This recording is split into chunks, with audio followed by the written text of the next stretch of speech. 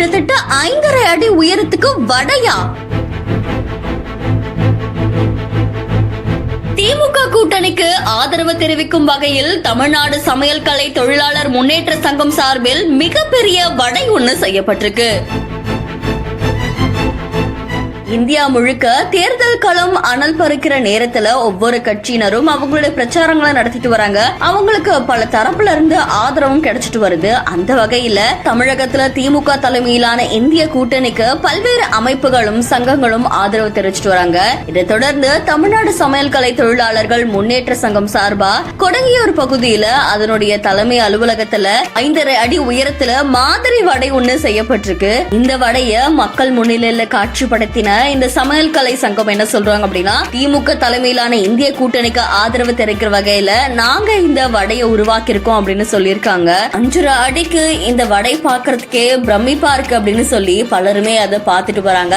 அதை தொடர்ந்து இந்த மாதிரியான பல வித்தியாசமான ஆதரவுகளும் பல கட்சியினருக்கு கிடைச்சிட்டு வரதா சொல்லப்படுது. அந்த வகையில தமிழ்நாடு சமையல் கலை தொழிலாளர் முன்னேற்ற சங்கத்துடைய முழு ஆதரவும் திமுக கட்சிக்கு இருக்கும் அப்படின்னு சொல்லி சங்கத்துடைய மாநில பொதுச் செயலாளர் இனியன் அவர்கள் தெரிவிச்சதா சொல்லப்படுது.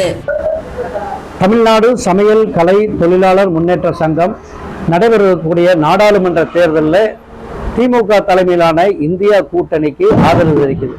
அந்த ஆதரவு தெரிவிக்கிறதுக்காக நாங்கள் ஒரு ஆள் உயர வடை, ஒரு 10 சமையல் தொழிலாளர்கள் சேர்ந்து ஒரு மாதிரி வடையை ஒன்று செய்து ஆதரவு தெரிவிக்கிறோம்.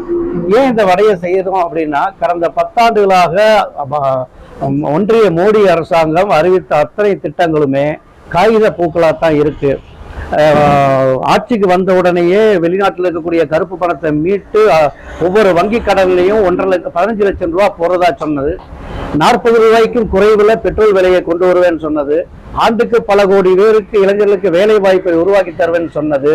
நாட்டில் தேனாறு பாயும் பாலாறு ஓடும் எல்லாம் அவங்க அறிக்கை விட்டது எல்லாமே ஒரு வாயில சுட்ட விடையாத்தான் இருக்கு.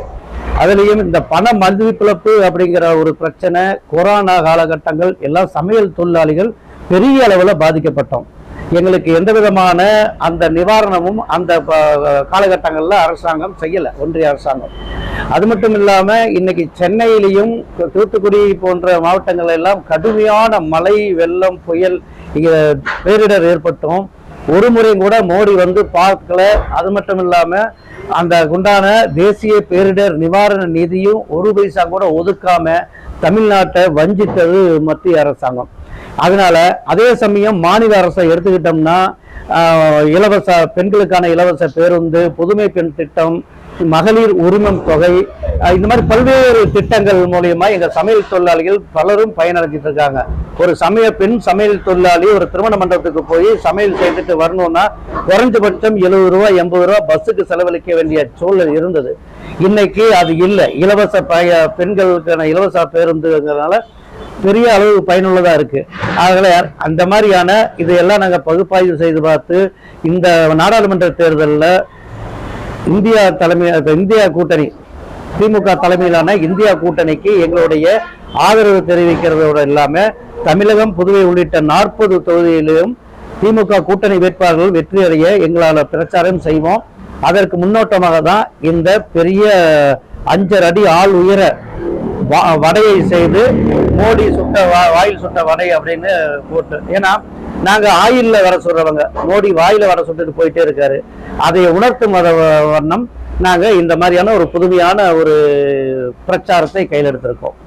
இட்லி இனியவன், தமிழ்நாடு சமையல் கலை தொழிலாளர் முன்னேற்ற சங்க மாநில பொதுச் செயலாளர்.